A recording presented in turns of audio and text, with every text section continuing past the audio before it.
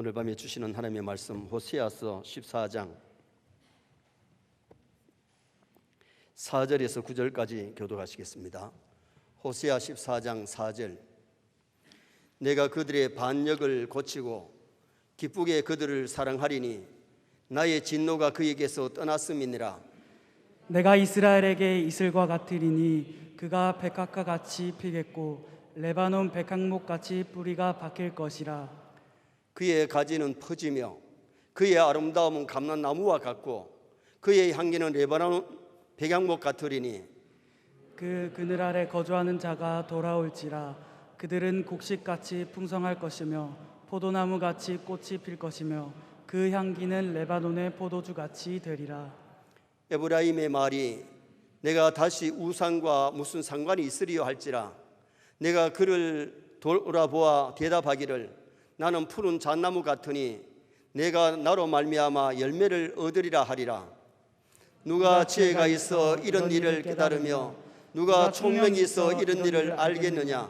여호와의 도는 정직하니 의인은 그 길로 다니거니와 그러나 죄인은 그 길에 걸려 넘어지리라. 아멘. 한번 따라 하시겠습니다. 나의 진노가 그에게서 떠났음이라. 오늘 본문은 하나님께서 자기 죄를 뉘우치고 회개하는 사람에게 주시는 복을 말씀했는데 진노를 거두시고 긍휼을 베풀어 주시겠다. 그래서 오늘 저녁에는 회개하면 받는 복, 우리가 회개할 때 어떤 은총과 복이 임하는지를 상고하면서 은혜를 나누고자 합니다. 하나님은 사람들이 범죄할 때마다 당장 때리고 벌하시는 하나님은 아니십니다. 회개하고 돌아오기를 기다리시는 줄 믿습니다.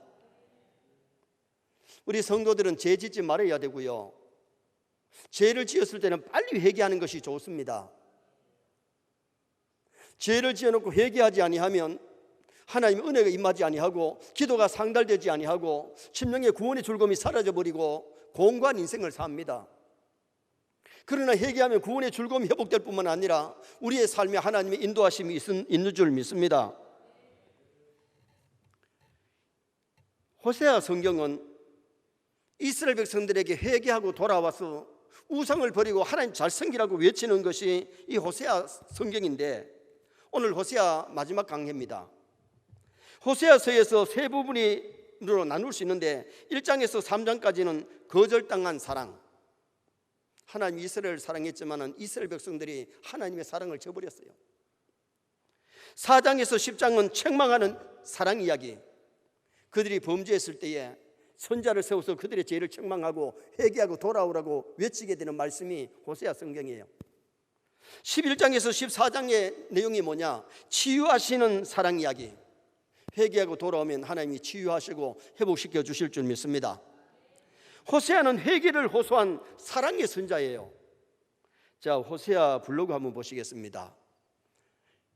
이 호세아 블로그 아니고 이건 그 다음에 거고요. 다른 장면 하나 있습니다. 호세아가 백성들에게 말씀해 주는 거. 호세아가 백성들에게 회개하고 돌아오면 하나님 긍휼히 여기신다, 회복시켜 주신다, 복을 주신다, 너희들이 회개하고 돌아오라고 호세아가 외치고 있는 거죠. 그리고 이 호세아에게 하나님이 음란한 여인 고멜하고 결혼하라 그래서 바람둥이 고멜하고 결혼합니다. 호세아와 결혼해서 살면서 고멜은 다른 남자와 나가서 삽니다. 호세아는 그런 고멜을 용서하고 다시 데려와서 살았는데 또 가출해가지고 다른 남자와 같이 삽니다. 호세아는 이곳저곳으로 다니면서 찾아와서 용서하고 살았는데 고멜이, 어떻게 보면 바람둥이 고멜은 당시 이스라엘 백성들과 같아요. 하나님 그들이 돌아오면 용서해 주시고 사랑해 주시는데 또 우상 섬기고 또 하나님 떠나고 또 죄 짓고. 자, 고멜 모습이 조금 전에 사진인데 그거 띄워주세요. 저기 호세아이고 옆에 좀 예쁘장하게 생긴 사람이 고멜입니다. 하나님이 호세아에게 고멜하고 결혼하라 그랬는데 바람둥이 고멜, 호세아하고 결혼했으면 잘 살아야 되는데 자꾸 떠나가지고 다른 남자한테 가고 다른 남자한테 가고 음녀의 여인이 되어버리고 말았던 거죠. 고멜이 세 자식을 낳았는데 첫째 아들 이름이 이스라엘하고 이름이 비슷한데 뜻은 영판 다르죠. 이스라엘은 하나님과 겨루어서 이겼다는 뜻이고, 이스라엘의 뜻이 뭐냐 하면은 하나님께서 흩어버리셨다. 죄로 인해서 하나님이 이스라엘 백성들을 징계하실 때에 이스라엘 백성들은 흩어지게 되었고 남의 나라에 포로되어가는 그런 결과를 초래했습니다. 두 번째 아이를 낳았는데 로루하마, 긍휼히 여김을 받지 못하였다. 여러분, 죄를 지으면 긍휼히 여김을 받지 못해요. 회개하면 긍휼히 여김을 받습니다. 죄를 지으면 하나님의 긍휼을 입을 수가 없다는 겁니다. 그래서 로루하마, 세 번째 이름을 뭐라고 지느냐? 로암미, 너는 내 백성이 아니다. 하나님이 이스라엘 백성을 택해가지고 불러서 자녀 삼았는데 그 백성이 우상을 섬기고 하나님을 떠나니 하나님께서 너희들은 내 백성이 아니다. 로암미 이름을 지은 거예요. 우리 세뇌 성도들이 영적으로 음란하지 마시길 바랍니다. 유일하신 하나님만 섬기시기를 바랍니다. 하나님 우리의 전부가 되어야 됩니다. 하나님이 우리가 경외하는 참 하나님이 되셔야 됩니다. 하나님 섬긴다 그러면서 우상 섬길 수가 없고 우상 앞에 절할 수가 없어요. 나는 정치하는 분들이 물론 불교인들에게 표를 얻을고 그런지 모르지만은 불당 앞에 가가지고 이러고 앉아 있는 거 자꾸 꼴 보기 싫어요. 차라리 국회의원은 안 했으면 안 했고 대통령 안 했으면 안 했지. 우상 앞에 가가지고 합장하고 우상 앞에 고개 숙이는 거 하나님 기뻐하는 일이 아니잖아요. 선의 성도님들이요, 유일하신 하나님, 전능하신 하나님만 경배하시기 바랍니다. 하나님 잘 섬기면 이 땅의 삶이 복되고 하나님 앞에서 상이 있는 줄 믿습니다.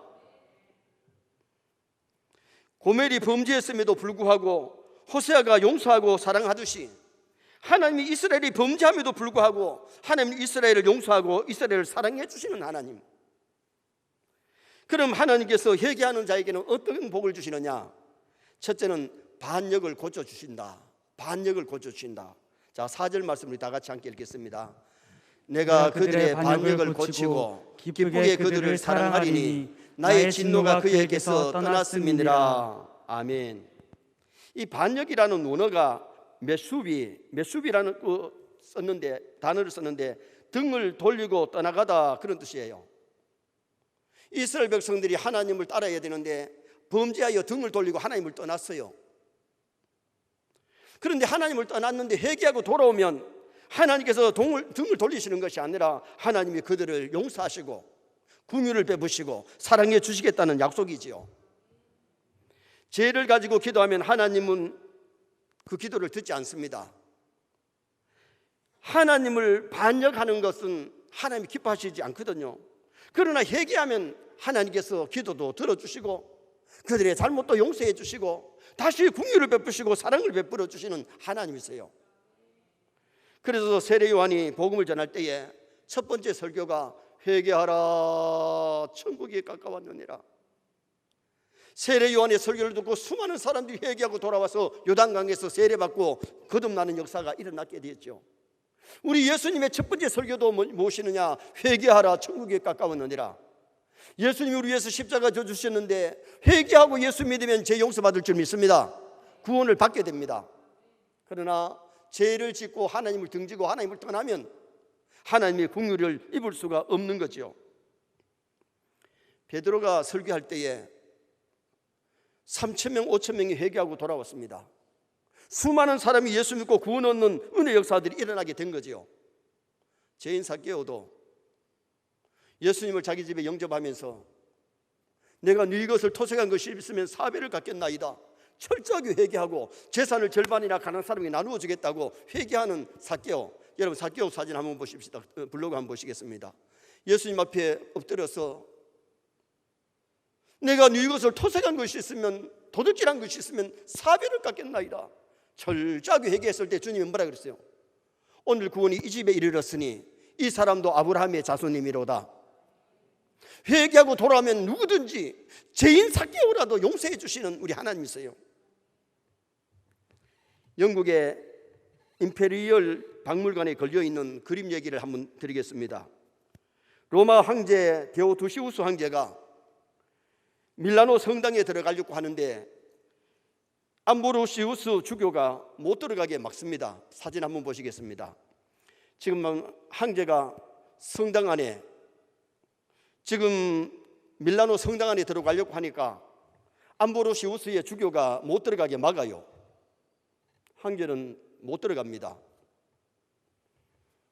왜 그렇게 되느냐? 이 그림을 그리게 된 동기가 어디 있느냐?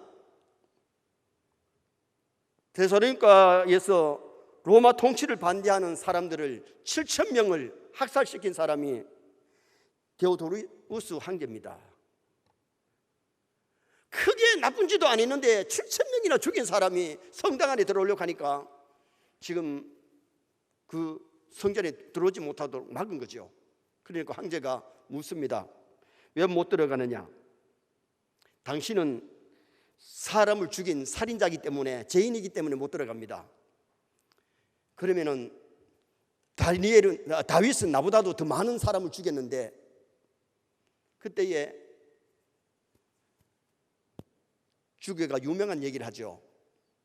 당신도 황제도 다윗까지 회개하면 들어갈 수 있습니다. 결국은 그 성당 안에 들어가지 못하고 로마 황제가 쫓겨났습니다. 나중에 회개하고 성탄절 행사에는 성당 안에 들어가서 황제도 하나님 앞에 예배를 드렸다 그러잖아요.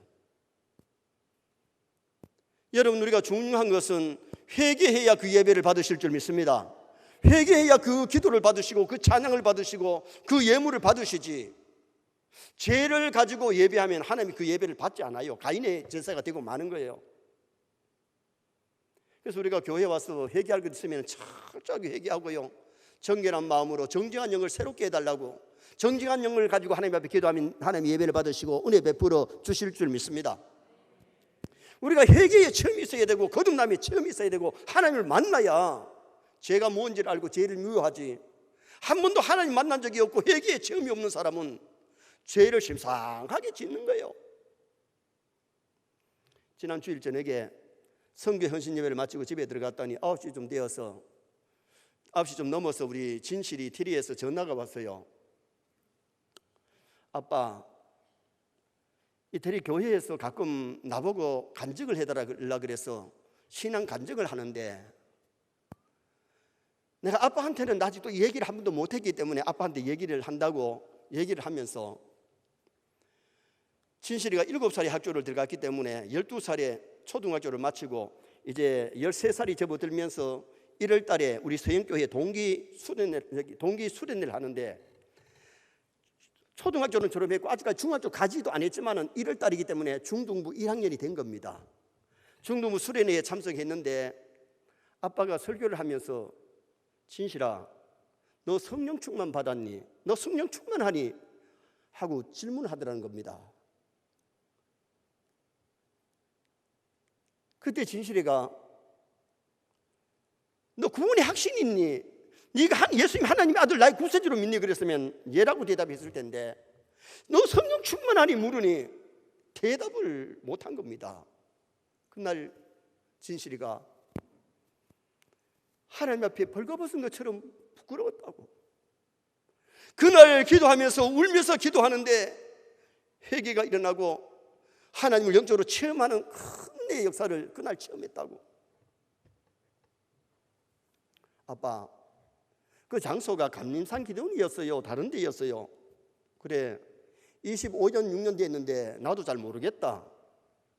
아빠 일기장을 보면 어느 장소에서 수련했는지를 알 테니까 아빠 일기장이 교회에 있거든.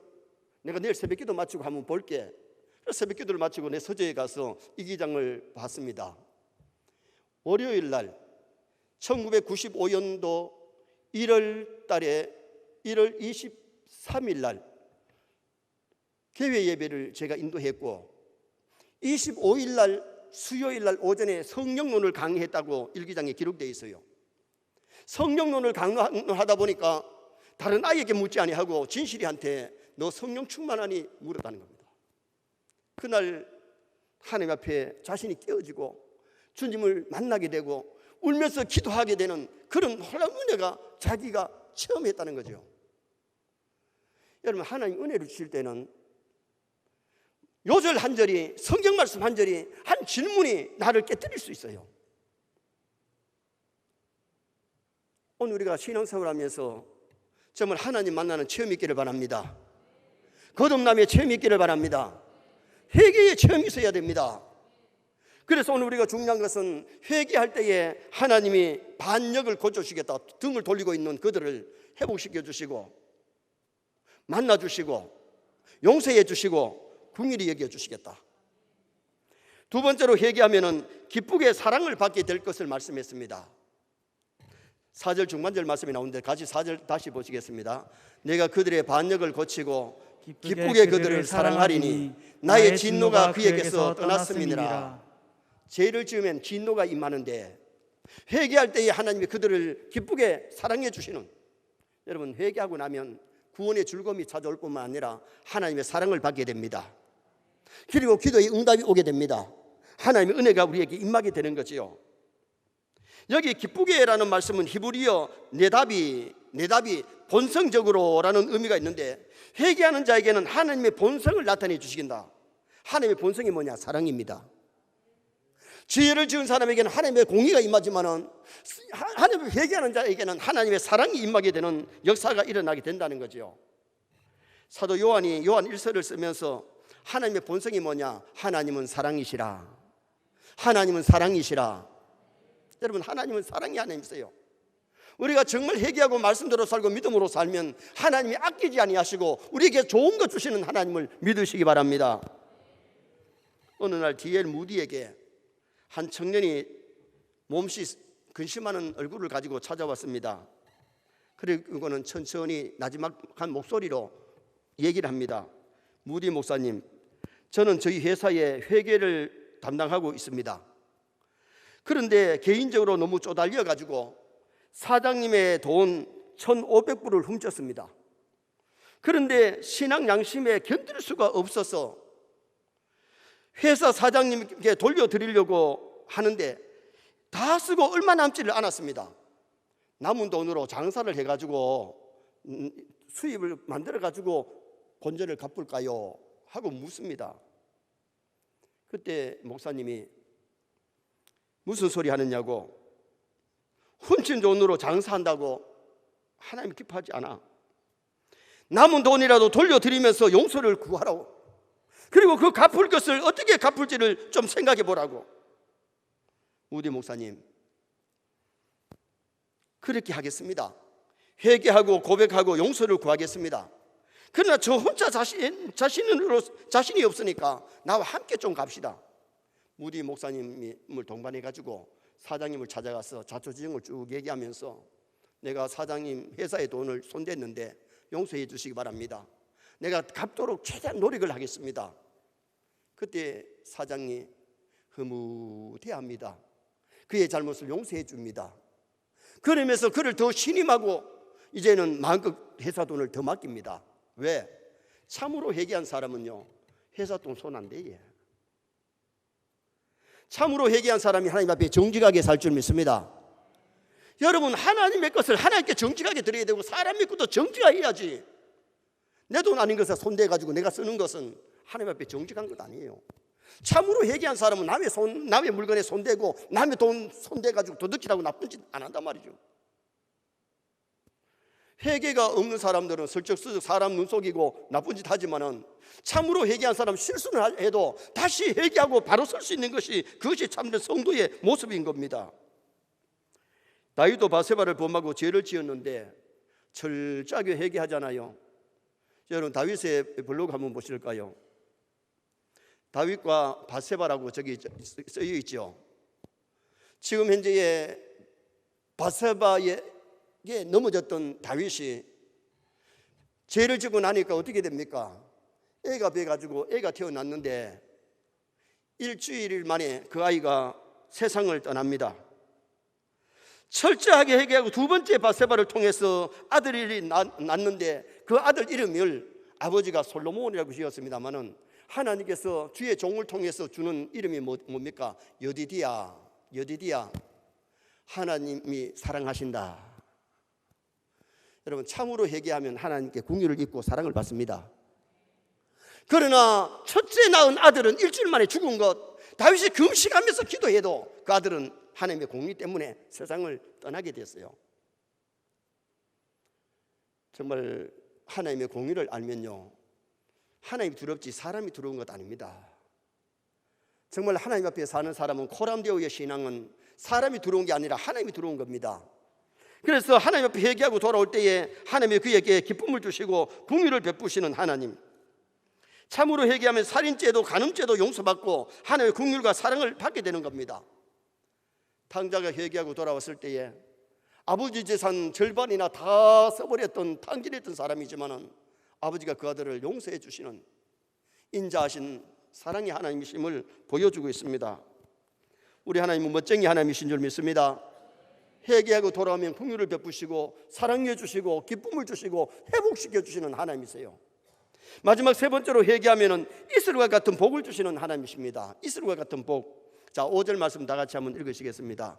내가 이스라엘에게 이슬과 같으리니 그가 백합과 같이 피겠고 레바논 백향목 같이 뿌리가 박힐 것이라.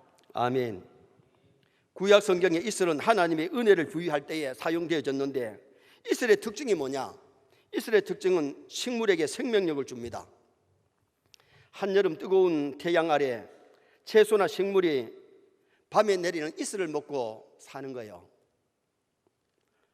하나님 이슬 같은 은혜가 임하니까 죽은 나사로도 살아나고 12해를 혈류증으로 고생하던 여인이 회복되는 역사가 일어났어요.